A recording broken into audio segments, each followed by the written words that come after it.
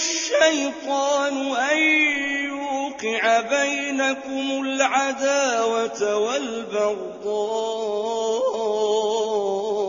في الخمر والميسر ويصدكم عن ذكر الله وعن الصلاة فهل أنتم منتهون وأطيعوا الله وأطيعوا الرسول واحذروا فإن توليتم فاعلموا أنما على رسولنا البلاغ المبين ليس على الذين آمنوا وعملوا الصالحات جناح فيما طعموا إذا ما اتقوا وآمنوا وعملوا الصالحات ثم اتقوا وأحسنوا والله يحب المحسنين يا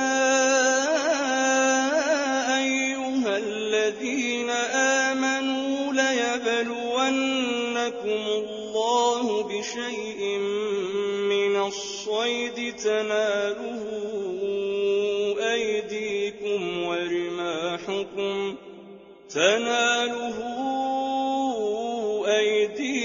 ورماحكم ليعلم الله من يخافه بالغيب فمن اعتدى بعد ذلك فله عذاب أليم يا أيها الذين آمنوا لا تقتلوا الصيد وأنتم حرم ومن قتله منكم متعمدا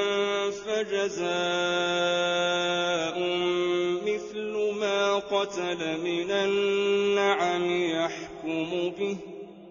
يحكم به ذوى عدل منكم هديا بالغ الكعبة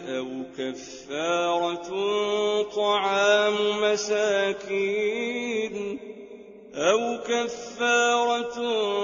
طعام مساكين أو عدل ذلك صياما ليذوق وبال أمره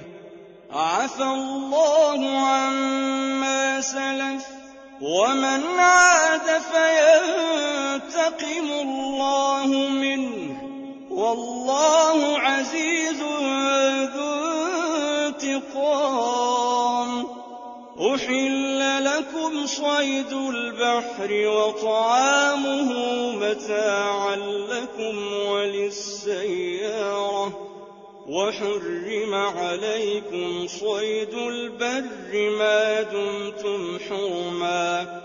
واتقوا الله الذي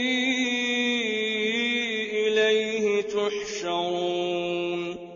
جعل الله الكعبة البيت الحرام قياما للناس والشهر الحرام والهدي والقلائد ذلك لتعلموا أن الله يعلم ما في السماوات وما في الأرض وأن الله بكل شيء عليم